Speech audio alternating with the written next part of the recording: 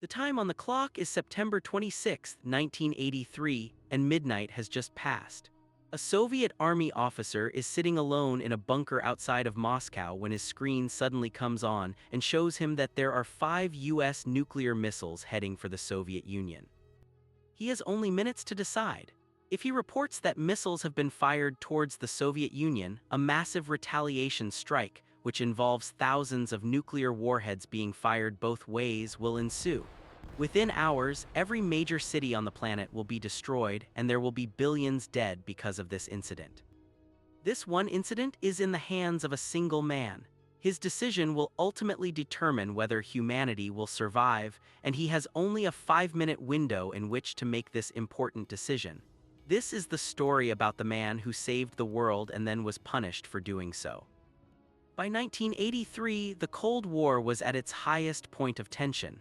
The United States and the Soviet Union had enough nuclear weapons to obliterate the entire Earth multiple times. Both countries had thousands of nuclear weapons locked onto one another and ready to fire at any moment. This policy was called mutually assured destruction, or MAD. If one country launched an attack, the second country would retaliate with all of its weapons. No one would survive this event. Only 3 days before this incident took place, on September 1, 1983, the Soviet Union had shot down Korean Airlines Flight 7, resulting in all 269 passengers on board being killed. Tension between the United States and the Soviet Union was at an all-time high. A feeling of fear and suspicion was rampant throughout the world as a whole. The Soviet Union heavily relied on early warning satellites called OCO to monitor for US missile launches. These were used to create time for Soviet leadership to retaliate with missiles of their own. On the night of September 26, 1983, Lieutenant Colonel Stanislav Petrov was in charge of monitoring the OCO system. He was 44 years old, a highly skilled officer with many years of active service as an officer in the Soviet's air defense forces, and was stationed at a highly secretive command center, Serpukhov 15, located outside of Moscow, Russia. His job would seem simple, but it was also an extremely dangerous one because if he saw anything on the screens, he had to immediately report it to his superiors, and if they saw something, then they were required by protocol to launch a nuclear response. Around midnight, the alarm sounded and the monitor showed the single word, launch. One American missile had been detected and was now on its way towards Soviet Union territory. Petrov's heartbeat quickened, but there was still something telling him this wasn't adding up. If America was going to execute a first strike, they certainly wouldn't be doing so with just one missile. America would be firing thousands, if not tens of thousands, all at once. What the system showed him was 5 separate missiles detected heading towards the Soviet Union. The first missile and then the next few followed by the last rocket, a complete array of 5 American nuclear bombers launching into orbit. The alarms were sounding. Launch was on every screen in Petrov's command center. The command and control system had given him high reliability confirmations of an attack. This surely means it was the moment when the USSR and USA would no longer be friends but would have a hot war. Petrov had to make a decision. If he told Soviet high command about the incoming missiles, they would respond with launching a massive counterattack against America, which would have resulted in the destruction of 100 million people and the end of global civilization. Yet he had an instinct telling him this could not be possible. Understandably, this didn't add up. It made no sense. 5 separate missiles was not an adequate way for the United States to bomb the Soviet Union. In order for the US to wipe out the USSR completely, the US would have to shoot down all the Soviet Air Force aircraft and launch every single missile they had. All 5 of them was just a mistake. The problem was, there were not any targets for the ground-based radar system to detect. In the event that 5 actual missiles were approaching, they would have been detected on the ground radar system within a few minutes, but there were no indications that any missiles had been launched from anywhere. Petrov made the single biggest decision ever made by a human being when he picked up the phone and told his superiors about a malfunction in the system as opposed to an attack. He told them that there was a failure in the OCO.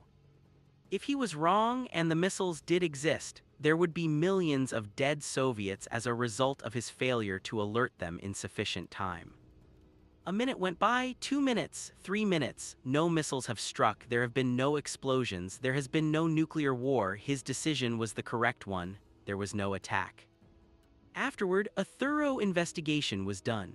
The sun had angled itself just correctly to reflect off of high-altitude clouds and thus, with the software error, made the satellite system think that there were missile engine flames coming from the clouds above the ground. It would make sense that Stanislav Petrov would be regarded as one of the greatest heroes of the Cold War. However, he is not. Following the occurrence, Petrov's superiors conducted long interrogations. Although initially praising Petrov, his superiors then began questioning how he did not adhere to protocol and why he did not immediately report the attack. Petrov was reprimanded for not properly documenting the event. He never recorded it in the war diary. Embarrassed by the incident, the Soviet military covered up the occurrence. They classified the false alarm as a national security incident, thus making it public knowledge. Petrov was reassigned to a lesser role as a result of the anxiety caused from the experience. Subsequently, he suffered from depression and was forced to retire early. Stanislav Petrov remained unknown for many years until classified documents were declassified throughout the 1990s, and a retired general mentioned Stanislav Petrov's actions in his memoirs. Once the international community learned of the events of September 26, 1983, Petrov became an internationally recognized figure. He received the Dresden Peace Prize in 2013, and a documentary on his life was released in 2014. Petrov did not see himself as a hero. When asked to define that night, he responded, "I was doing my job." Stanislav Petrov lived alone towards the end of his lifetime in a small flat in Fryazino, a suburb of Moscow, and was living a simple, quiet existence.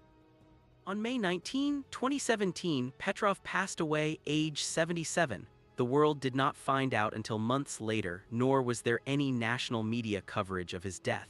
The man that saved 7 billion lives died and no one was aware of it. The decisions made by one individual in a bunker in 1983 to not listen to machines and end the world created the life of every person alive today. The world has since forgotten about him. Subscribe to read more stories about unfortunate geniuses and the impact that they made on the planet, only to never receive anything in return.